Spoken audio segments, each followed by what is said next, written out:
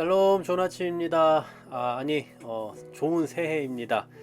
2025년이 시작되었고요. 그리고 우리의 큐티 묵상도 계속됩니다. 특별히 달라질 건 없을 것 같습니다. 이 큐티에 임하는 우리의 마음가짐을 좀 다시 새롭게 할 수 있었으면 좋겠고요. 또 말씀으로 하루를 시작하고 또 한 해를 시작하겠다라는 심정으로 하루하루 하나님의 말씀을 더 깊이 묵상하고 듣는 우리 모두가 되시기를 간절히 소망합니다. 자, 오늘 본문은 좀 깁니다. 12절부터 35절까지인데요. 잠깐 멈춰놓고 한번 읽어보시면 좋을 것 같습니다. 자, 여기는 두 번째 페이지입니다. 자, 모세를 대항하는 사람들에 대한 이야기가 계속 나오고 있습니다. 자, 오늘 12절 말씀해 보시면요, 르우벤의 자손 엘리압의 아들 다단과 아비람을 부릅니다. 그런데 그들이 어떤 반응을 보이느냐면요, 우리는 올라가지 않겠다라고 이야기해요. 적극적으로, 노골적으로 대항을 하고 있는 겁니다. 순종을 거부하고 있는 거죠. 13절 보십시오. 그들의 반항의 내용입니다. 네가 우리를 적과 꿀이 흐르는 땅에서 이끌어내어 광야에서 죽이려 함이 어찌 작은 일이기에 오히려 스스로 우리 의 왕이 되려 하느냐라고 말해요. 그리고 뿐만 아니라 14절도 계속 보십시오. 이뿐 아니라 내가 우리를 적과 꿀이 흐르는 땅으로 인도하여 들이지도 아니하고 밭과 포도원도 우리에게 기업으로 주지 아니하니 네가 이 사람들의 눈을 빼려느냐? 그러니 우리는 올라가지 않겠다라고 선언합니다. 쉽게 말하면 지금 모세가 백성들을 속이고 있다 이 말이에요. 애굽 땅에서 잘 살고 있었는데 굳이 우리를 불러내더니 지금 네가 왕 되려고 하는 거 아니냐, 이런 말도 안 되는 이야기들을 하고 있습니다. 그리고 더 나아가서 가나안 땅으로 인도해 낼 수 있는 능력이 없다. 그러니까 당신은 능력이 없는 사람이다, 능력 없는 지도자다, 이런 말을 하고 있는 거죠. 그런데 여러분, 우리가 이미 앞서 살펴봤던 대로 그들이 지금 들어가지 못하는 이유는 뭡니까? 그들이 가나안에 입성하지 못하는 이유는 단 하나예요. 바로 불순종이죠. 그런데 이러한 자기들의 잘못을 생각하지 않고 지금 책임 전가만 하고 있는 겁니다. 우리 주변에도 이런 사람들이 많이 있겠죠. 책임을 전가하는, 자기 잘못, 자기의 실수, 자기의 부족함을 인정하지 않고 모든 걸 남에게 그냥 전가시키려 하는 그런 사람들이 있는 것처럼 지금 오늘 이 사람들도 역시나 모세를 그렇게 원망하고 있는 거예요. 자, 여기에 대해서 모세가 어떤 반응을 보이는지 한번 보십시오. 15절입니다. 모세가 심히 노했대요.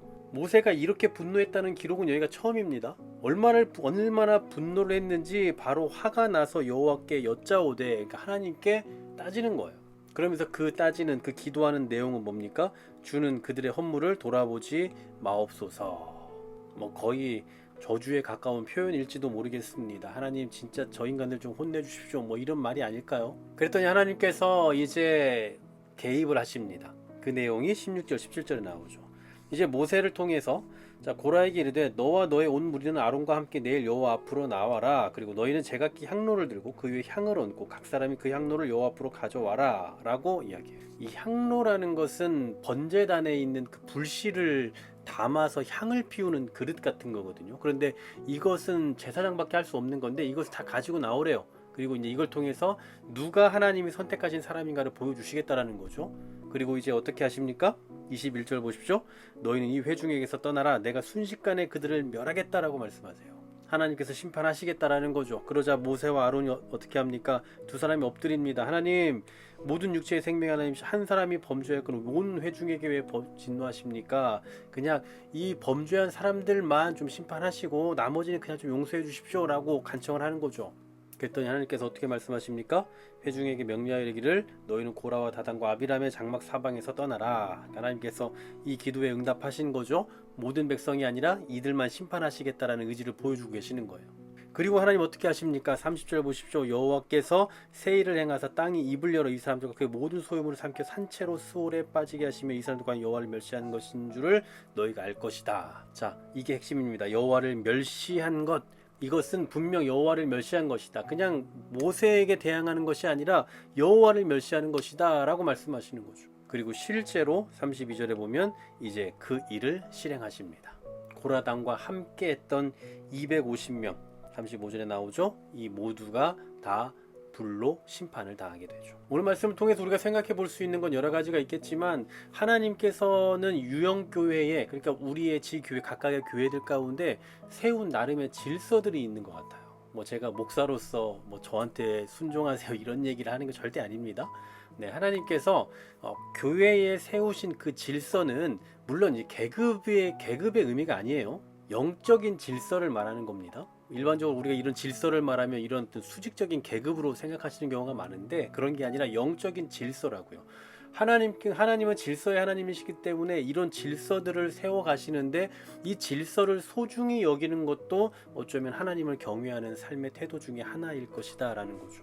사실 하나님께서 모세와 아론을 세우시고 그리고 뭐 천부장 백부장 뭐 그 외에 돕는 사람들을 붙여주신 그 모든 것은 바로 하나님께서 만드신 영적인 질서예요. 계급이 아니라 질서라는 거죠. 근데 그 질서를 거역했다라는 건 결국 하나님을 멸시한 것이다라고 표현하고 있는 겁니다. 교회에 어떤 직분이 주어져 있다라는 것, 각 사람에게 직분이 있다라는 것도요. 어쩌면 하나님께서 교회의 질서를 위해서 주신 것이거든요. 영적인 질서를 위해서. 바로 우리가 그 질서를 인정할 수 있었으면 좋겠습니다. 그 질서를 소중히 여기는 것도 하나님을 경외하는 삶의 일부일 수 있다는 것을 좀 기억하셨으면 좋겠어요.